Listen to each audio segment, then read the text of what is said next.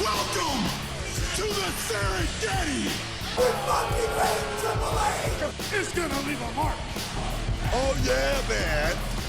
Proceed with caution. It's basic mathematics, man. Shut up, bitch. Give me a fucking mic. Hey, yo. All right, for a minute there, I thought we lost him. Whoa! Hey, yo. Let's get into it. Let me tell you. Dummy, yeah. Yeah. Dummy, yeah. Yeah. Dummy, yeah. Yeah. WWE's Unreal, Episode 5, the finale for Season 2. But before I begin, just want to yap about The Boys, Episode 7. Where, so, spoiler alert, if you haven't seen it, just skip ahead. Alright. Salute to Frenchie. Alright, was he my favorite character? Absolutely fucking not. But he did go out like a G. He was like, fuck you, you Nazi pig. Like, so Homelander, I bet you never dance one day in your life. Of course not. You think he's gonna dance with fucking Madam Steelwell or fucking Stormfront? Come on now. But GG is Frenchie. You know what I mean? He had a good run. Poor Kimiko, sold it.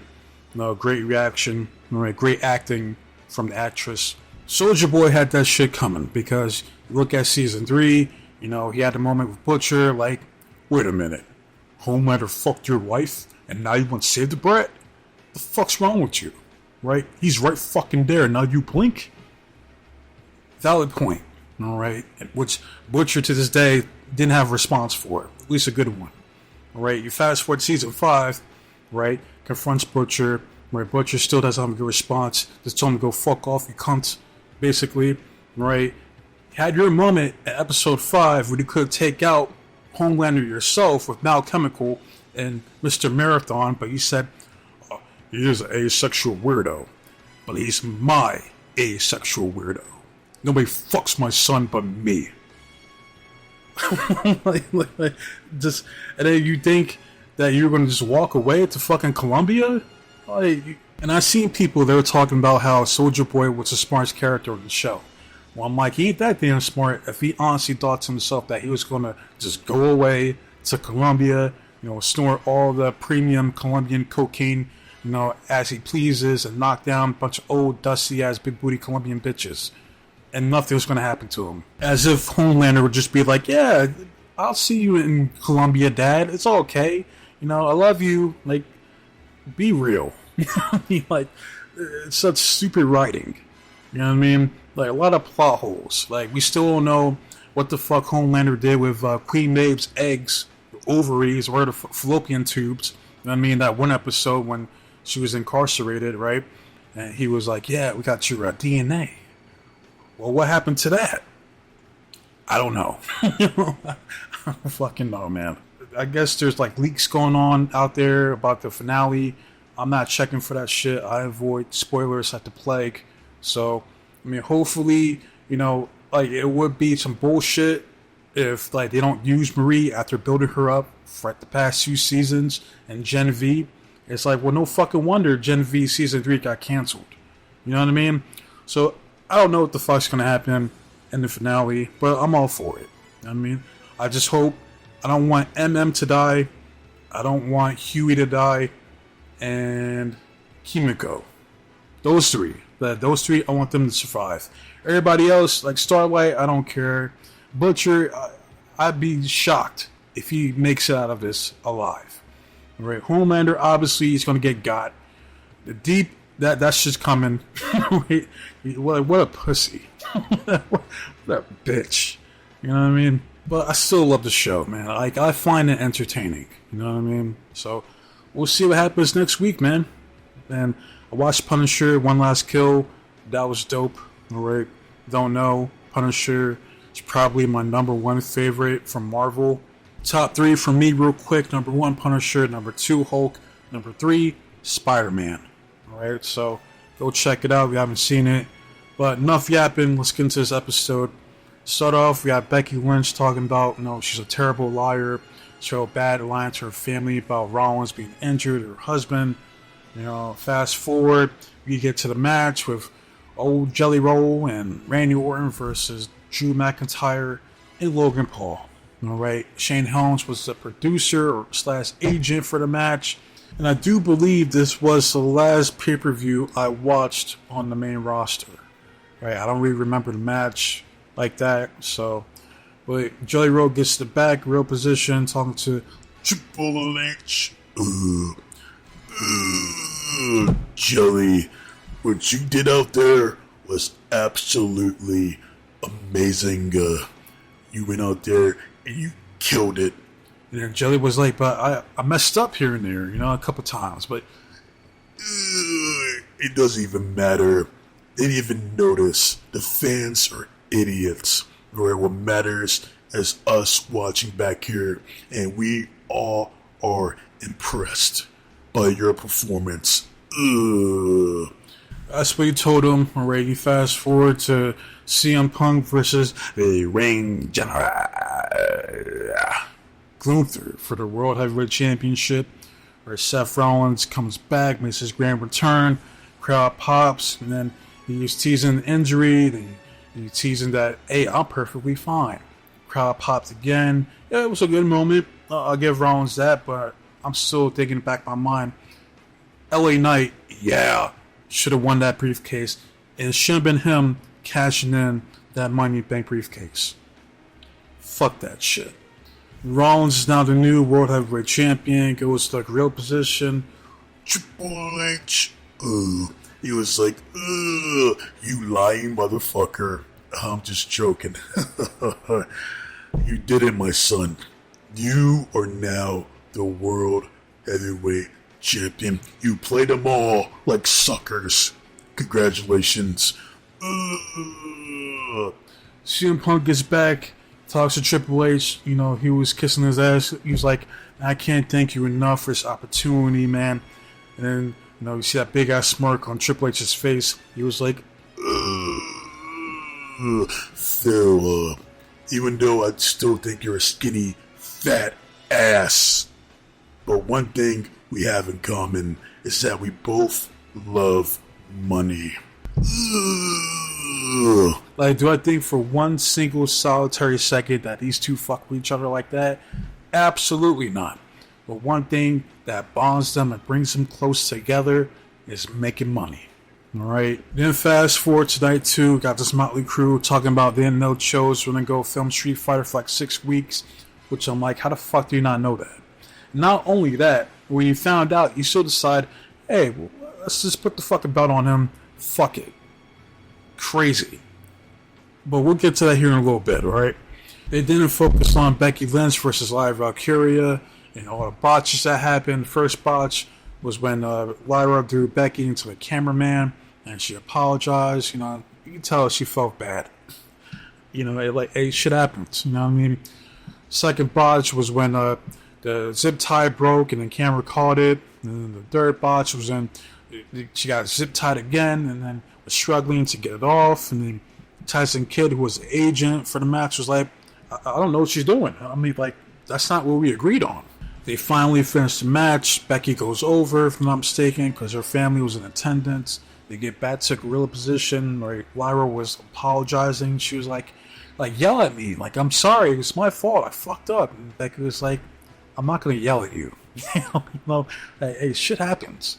Becky was being cool about it. She was like, listen, like, I know she loves the business, but that type of mindset will drive you mental. Alright? Shit happens. It's all good. Alright? Even like John Cena came up. Hey, my name is John Cena. I seen a match, Lyra. It was bloody. It was violent. It was good. Don't freak out. I'm John Cena. Like, you can tell Lyra felt bad. I felt bad for Lyra after watching this, but this is what accountability looks like. Now, she knew she went out there, match was ass, even though I seen worse. You know what I mean? Real criticism is that the match went on for too long. But that's because of the botches that happened within the match. You know what I mean? Goes back, tries to make amends, but the only person that's really hard on her is herself. So after watching this, I will say I have a level of respect for Lyra Valkyria. You know what I mean? You can tell she gives a fuck. She's passionate about the wrestling business and wants to go out there and do the best that she can. You know what I mean? Like, no one wants to go out there and make an ass out of himself. You know what I mean? So, not to mention, she did look good out there. Alright? She looked good here. I ain't gonna hold you. Alright? But big ups to the bird lady. Alright? Shit happens. Just keep it moving. You know what I mean? Keep your head up high. Chest out. Move forward. That's all you can do. Alright? Then we get to the main event. One of the worst matches I've ever seen in my life. The match that made me stop watching the main roster in the PLEs entirely. Got John Cena versus Cody Rhodes for the undisputed WWE Championship Night 2, a Summer Scam. Alright? Got Rhodes, and I know people make fun of his lisp. And as much disdain as I have for my number one op in pro wrestling, because I can't stand this motherfucker, I can't do that. You know what I mean? Like, that's not how I move. I don't make fun of people's disabilities or deficiencies, anything like that. You know what I mean? It's too mean-spirited. You know what I mean? It's too scummy.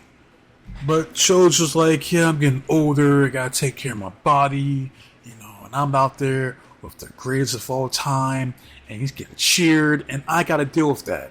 It's like, yeah, because you suck. That's why. It's fucking John Cena in his last fucking run here in WWE. And you got the audacity to think that you're gonna get cheered over him? How fucking delusional. Cena told him to be himself, which he didn't do, because his true self is a natural heel. But we didn't get that. We get the bullshit babyface, let me salute you. You know what I mean? I had to put you down, but I love you bullshit. It's like fucking a dozen crossroads because they're spamming finishers like 2K26. The winner, obviously, was Cody Rhodes, the new WWE Undisputed Champion. And look at the crowd. Alright? And they're trying to make it seem like they're emotional that Cody won and beating John Cena. Like, no. They're emotional because they didn't want John Cena to lose.